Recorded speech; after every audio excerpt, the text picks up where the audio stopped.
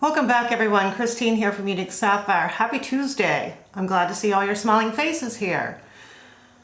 I believe these have rested long enough.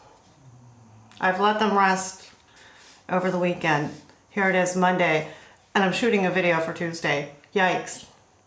But one thing I did forget in my tools and gadgets, like Q&A thing,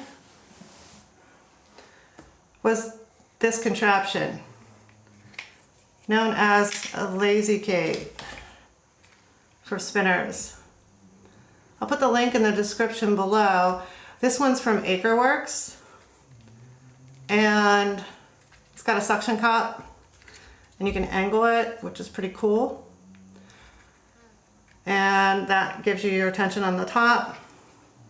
The only thing I wish is these were just a tiny bit longer for my size bobbins. But they still give me ample enough tension with just that on top. And they do stick to everything. So they do warn you, watch what you stick it to. All right, now that I got it unstuck, let's get prepped and get started on applying this.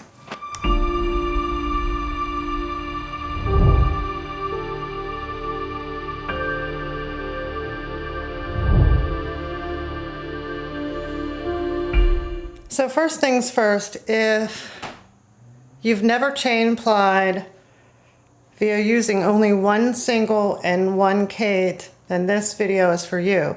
If you've never seen it done, then this is also a video for you. So here's my recommendations a little bit on starting out using this technique.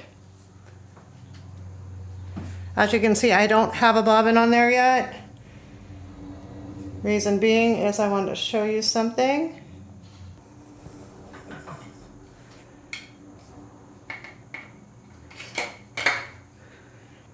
If you're new to this, you would want it on the biggest whirl until you get used to your hand placement, because it can be a little tricky.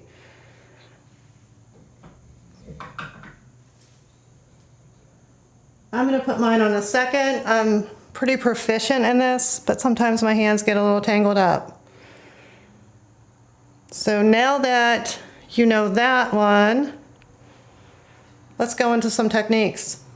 First techniques is I would tell you to treadle very slowly, and don't be afraid to stop if you need to. Second is your tension on your Kate. You want it not too tight and not too loose when you're doing this. And again, it's always good to have your singles rest first, at least overnight. Mine's been a few days. All right, so here's my singles coming up. Going to get my leader through here.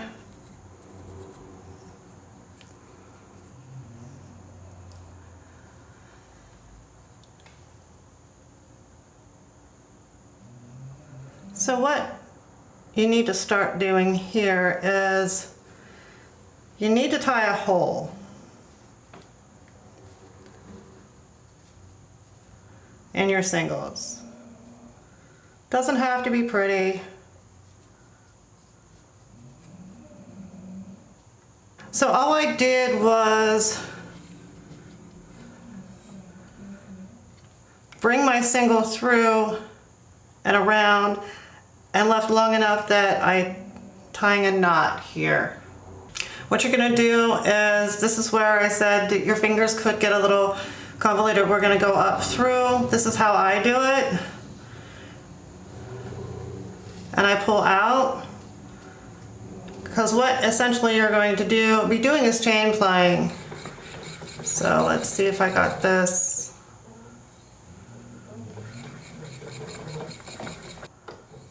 And what you're going to do is keep that loop going,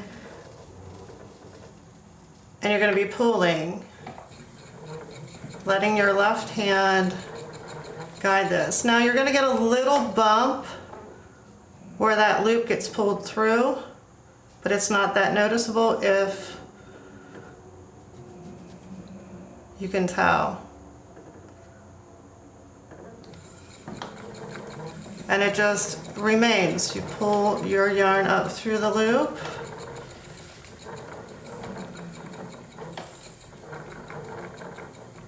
And that's where my loop was. It's just a minor little bump. And the longer you pull your loop, the less bumps. But of course, if you have short arms like I do, and this is why I said treadle slowly until you get used to it. Let's see if I can get this on camera. That's that little bump that you're gonna have. It's where that loop goes through.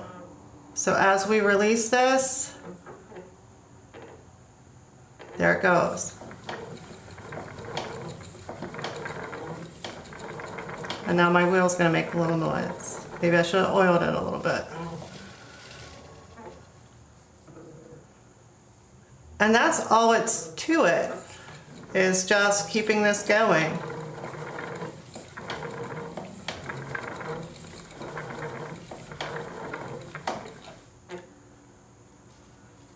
What happens if you get a little too much? You can always eyeball it and release your tension. That's why I say go slowly until you get the hang of it.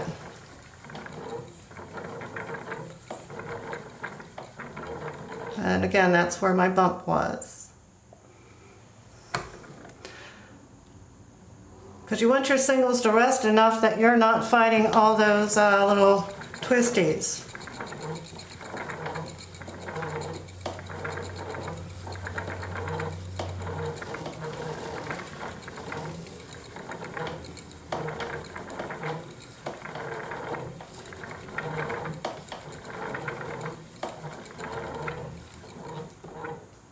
Now, how do you do it when you stop, Christine? Is that what you're saying? Okay, well, here's what I'm gonna do. I'm gonna stop, take a sip of my coffee, oil my wheel up a little bit, but all I do is wrap it around, and then I have to find that, I wrap it around really good so you don't lose it. So that way here you can find your loop, which is here, when you pick it back up and get started again. When taking it off, make sure you pinch. You'll see you'll have some energetic buddies in there. It does take a little bit to get those energetic little guys situated, especially when I'm all thumbs.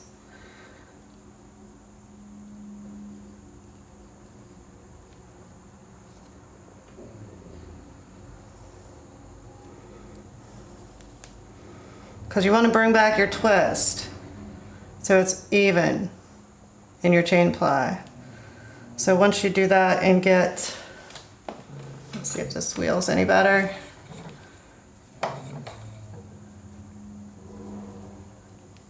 Yeah, it's a little wrapped around there. Come on, little buddy, come out and play. So I'm going to pull up my next one.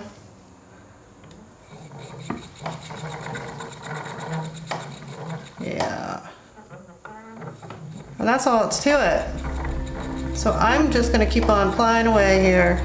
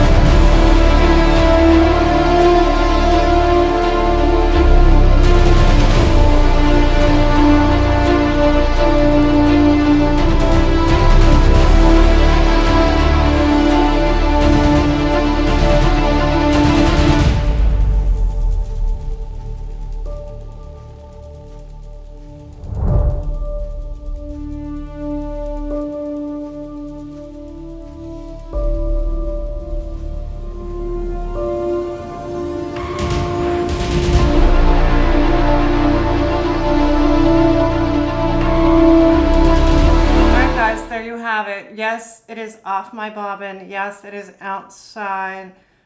Again, I'm shooting this Monday afternoon because I was doing something really creative this weekend. And while that's drying, you'll see it later this week in photos. Check out my Patreon page. I did a free public post on Patreon to show you what I did this weekend. So outside my Fibre box here. I hope you guys enjoy the photos that I took. And I hope this tutorial kind of helped. I haven't went through all the shots yet. I've got to get it all mashed in together tonight to get it posted for tomorrow morning for you guys. So with that being said, try it out. It does take a little bit of time and effort learning the hand pulling through that loop. Even if you have commercial singles sitting in your stash, you can use this technique and make it a 3-ply yarn with one lazy Kate, bobbin, and your wheel.